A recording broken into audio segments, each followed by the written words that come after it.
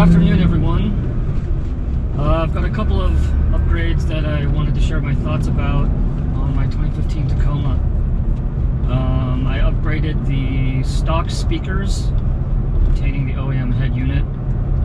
This is the non-JBL OEM head unit. So I got the, and I installed the anytime front and rear cam modification, which displays on the OEM head unit as well. So for the speakers, I went with the Subaru Kicker tweeters, which I believe are actually KS Kicker KS series. They're $100. I just went down to the Subaru dealership and got them over the counter. And I got some Kicker 6x9s KS series as well. I found an open box deal at Best Buy for $100. So that was I think almost half price, and they were like new, came with all the parts and everything. And I used the Metra 6x9 adapter plates for the 6x9s, and the Subaru didn't need anything, which is why I bought them, because they come with the like that plate that allows you to mount them to the stock OEM locations. There are some videos. So the 6x9 install is just very straightforward. You just plug them in and screw them in and mount them, and then you have to like zip tie the wires, and you know, that's a good time to do any sound deadening or anything like that. I didn't do any of that because I'm looking for a deal on some deadening material. It's really expensive online, so I don't know. I guess I'm looking for a sale or something. But yeah, the 6x9s were pretty easy. The Kicker KS series comes with an external crossover, so I had to like figure out how to mount that. I ended up zip tying it to the cross brace inside of the door, which is right behind the speaker, so that was fine. It doesn't rattle or anything, it doesn't make any noise. The tweeters, however, required a little bit of work. There are plenty of videos on how to install those by modifying the stock speaker harness. Like, you have to shave down some of the tabs on the harness plug. I didn't want to do that because I wanted to keep the truck entirely stock, including the wire harnesses and all that stuff. So what I did was I just took out the stock paper speakers, which are total garbage, and I just clipped the harness leads off of them. So I ended up with a speaker side harness that I then soldered some spade terminals to, and then plugged into the Subaru speakers, since they have a female plug. Or is it a male plug? I can't remember, but anyways, the spade connectors just connect right into where the wiring harnesses pins are, and it's a real secure connection. So that was pretty easy. I think that's easier than like shaving down the harness and like fucking around with electrical connectors. It doesn't really feel that right to me to do it that way, so yeah, I just did it right. I just soldered in the new harness, you know, zip tied the excess, bolted them right in, two 10mm bolts into the doors. Huge improvement over stock. The stock paper speakers, I mean, this truck is like 8 years old at this point, maybe 9 years old, depending. I'm not exactly sure what month it was manufactured, but yeah, they're pretty much garbage. I mean, they probably sounded okay for 2015 OEM, but I think they were starting to deteriorate a little bit, and it just wasn't very pleasurable to listen to music anymore in this truck. So I just ripped them out. Yeah, the stock 6x9s are also paper, and like the magnet on there is literally just the size of a stack of quarters, like $2 worth of quarters. So that had to go. The new kickers sound pretty good. I mean, for, you know, a couple $100 and some elbow grease, it's not a bad deal. it really improves the mid-range and the highs. The stock speakers had decent lows, but the problem was, like, everything just kind of blurred together. You know, you couldn't hear a bass line very clearly, and like kick drums and synth bass lines just all kind of were just kind of mushy. With the new upgrade, you know, you could hear individual instruments and the sound stage is better. I have an access cab, so I only needed the front speakers. My truck did not come with rear speakers. I think maybe the JBL system did in the access cab, but mine didn't. So yeah, I've just got the Kicker KS 2 ways. There's actually 3 speaker drivers, but the crossover is only 2 ways. So I'm not really sure what that's all about, but you know, they sound pretty good. They sound definitely acceptable for the price point. And you know, back in the day, I had a bunch of pretty nice car audio stuff like MB Cord speakers and JL Audio subwoofers and Pioneer DAC and amp, and well, I forgot what brand of amp, but you know, I had all that stuff, and I just didn't really feel like spending like $2,000 on my truck, especially after since doing the supercharger and brakes, which was, you know, damn near $10,000 combined. So I needed to cool the jets a little bit. But yeah, the new speaker setup is great just for, you know, casual listening, especially podcast. I listen to a lot of podcasts, and the voice quality is much improved. Especially people with like bassier voices. It just sounds like they're actually, you know, talking to you instead of you're listening in on a radio or something. So very happy with the upgrade.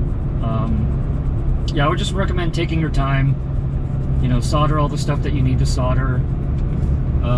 Take your time with taking off the doors. You don't want to break any of the clips or like drop them into the door or whatever. So, you know, it took me way longer than it should have. Same with the backup cam or the front cam install, since, you know, I don't do this for a living or anything. So I just went slow and took my time and went to the hardware store a couple times. You know how that goes. You always have to go to the hardware store, the car parts store, auto parts store a couple more times than you think. But yeah, pretty easy. New sound great. So as far as the front cam goes, I just got the one. I forgot who I ordered it from, but I got the Anytime.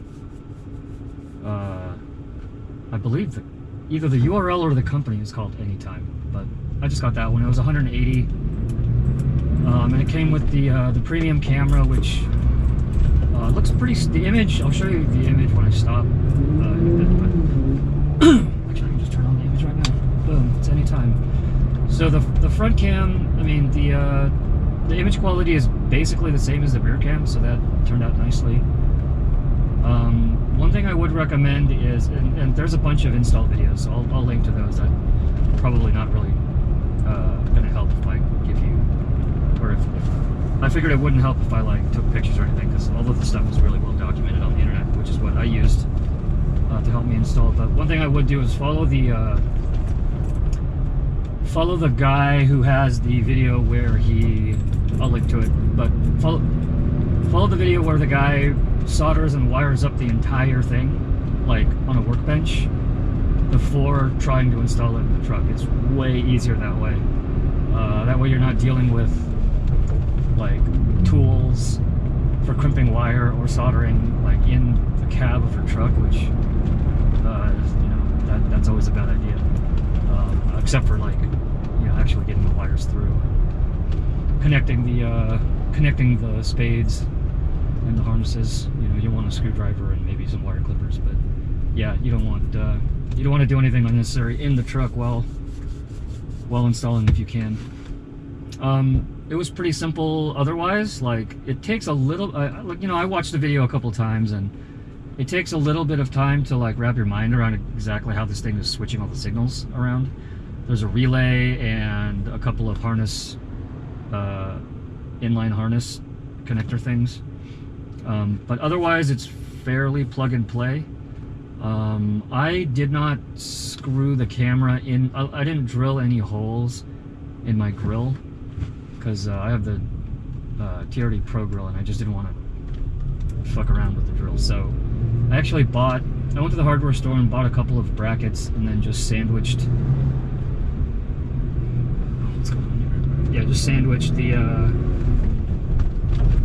camera around one of the plastic bits on my grill and mounted it to the brackets.